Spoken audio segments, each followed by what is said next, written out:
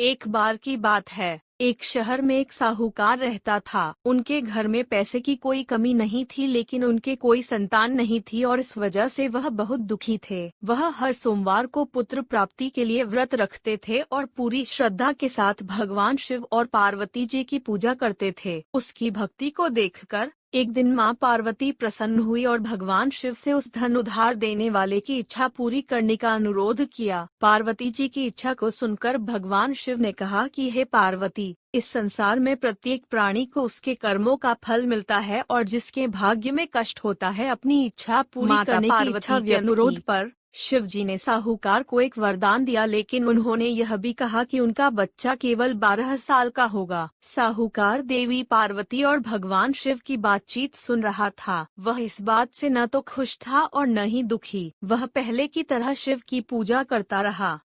कुछ समय बाद साहूकार के यहाँ एक पुत्र का जन्म हुआ। जब वह बच्चा 11 साल का था तो उसे पढ़ने के लिए काशी भेजा गया। साहूकार ने बेटे के मामा को बुलाया और उसे बहुत सारे पैसे दिए और कहा कि तुम इस बच्चे को काशी विद्या प्राप्त करने के लिए ले जाओ और रास्ते में यज्ञ करो। जहाँ भी आप यज्ञ करते हैं वहाँ जाएं, ब्राह्मणों को भोजन कराएं और दक्षिणा दें।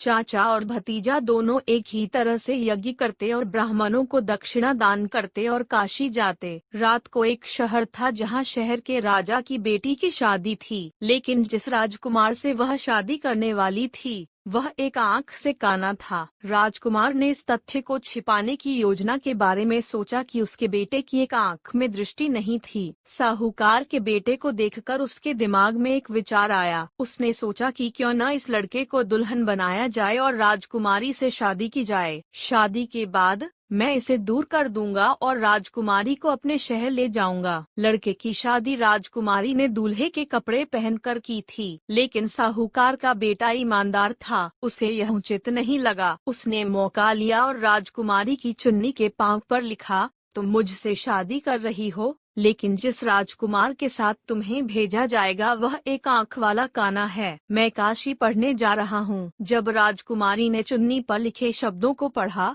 तो उसने अपने माता पिता को यह बताया। राजा ने अपनी बेटी को नहीं छोड़ा, बारात को वापस छोड़ दिया। उधर साहूकार का लड़का और उसके मामा काशी पहुँचे और वहां जाकर यज्ञ किया। जिस दिन लड़का 12 वर्ष का था उस दिन एक यज्ञ किया गया था। लड़के ने अपने मामा से कहा कि मेरी तबीयत ठीक नहीं है। मामा ने कहा कि तुम अंदर जाकर सो जाओ। शिव के वरदान के अनुसार थोड़ी देर में बच्चे की जान निकल गई। मृत भतीजे को देखकर उसके मामा ने विलाप करना शुरू कर दिया। संयोग से उसी समय शिव और माता पार्वती वहां से जा रहे थे। पार्वती ने भगवान से कहा, स्वामी, मैं इसके रोने को सहन नहीं कर सकती। आपको इस व्यक्ति के दुख को दूर करना होगा। जब शिवजी ने मृत लड़के से संपर्क किया तो उसने कहा कि वह उसी साहूकार का बेटा है जिसे मैंने 12 साल की उम्र में वरदान दिया था। शिव की कृपा से वह लड़का जीवित हो गया। शिक्षा समाप्त करने के बाद लड़का मामा के साथ अपने शहर चला गया। दोनों उसी शहर में चले गए जहां उनकी शादी हुई थी। उन्होंने उस शहर में एक यज्ञ भी किया। लड़के के ससुर ने उसे पहचान लिया और उसे महल में ले गए और उसकी देखभाल की और अपनी बेटी को अलविदा कह दिया।